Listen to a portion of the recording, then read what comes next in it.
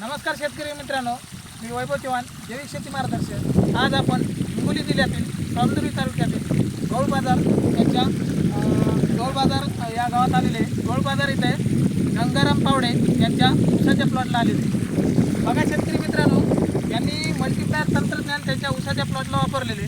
त्यांनी ऊसाच्या प्लॉटला वापरतो त्यांनी युरिया आणि DAPच्या याच्यामध्ये कोटिंग करून युरिया आणि दाणेदार याच्यामध्ये त्यांनी कोटिंग करून एक किलोचं मल्टीप्लायर त्यांनी त्यांच्या शेतामध्ये वापरलेले। आज त्यांचा ऊसाचा प्लॉट हा इतरांच्या ऊसाच्या प्लॉटपेक्षा खूप सुंदर असा दिसत आहे।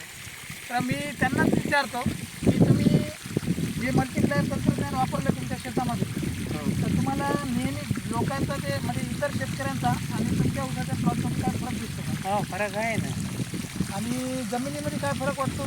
जमिनीमध्ये बी भुसभुशीत आहे जमीन। आणि जे तुम्ही मल्टीप्लायर वापरलं त्यामुळे तुमच्या ऊसाचा प्लॉट कसा दिसतो, कलर वगैरे एकदम हिरवा गच्चार।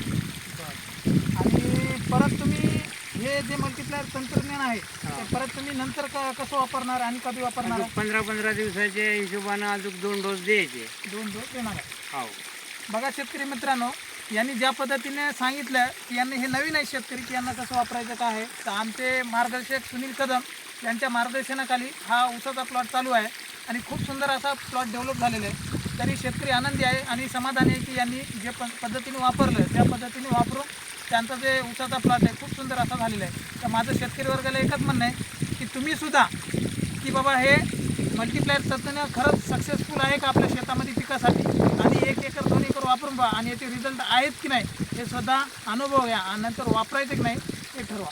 धन्यवाद।